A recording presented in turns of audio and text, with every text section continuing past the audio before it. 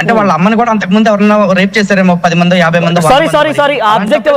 I don't encourage. పాపం వాడిని కన్నా పాపానికి మన తల్లిని మనం దూషించాలి. దేవతలకి గురువైన బృహస్పతి గర్భంతో ఉన్న వదిన్ని బలివంతంగా రేపు చేశాడు.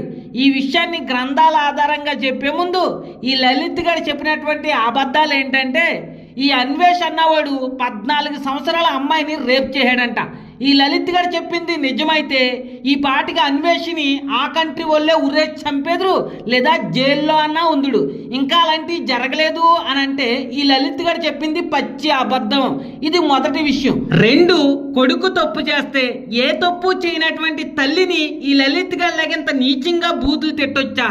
ఇదే సనాతన ధర్మమా? సనాతన ధర్మం ప్రకారంగా నీ తల్లిని దేవుడి కంటే గొప్పగా చూడు, పక్కోడు తల్లిని అమ్మనా బూతులు తిట్టమని సనాతన ధర్మం చెప్పిందా? 3, ఈ బూతు లలిత్ గడికి ఆ యాంకర్కు ఉన్నటువంటి బుద్ధి జ్ఞానం కూడా లేదా తల్లిని బూతులు తిట్టకూడదు అని. వీడికి నిజంగా బుద్ధి జ్ఞానం ఉంటే వీళ్ళ గ్రంథాల్లో దేవుళ్ళు మహర్షులు స్త్రీల పట్ల ఎంతో నీచంగా ప్రవర్తించడమే కాకుండా స్త్రీల్ని అతి ఘోరంగా భయంకరంగా రేపులు మానభంగాలు చేశారు. అలా రేపులు చేసిన వాళ్ళు ఒక రేపిస్తే దేవతలకు గురువైనటువంటి బృహస్పతి గర్భంతో ఉన్నటువంటి సొంత వదిన్ని బలవంతంగా రేప్ చేసి ఆమె యోన్లో బృహస్పతి వీర్యాన్ని వదులుతాడు.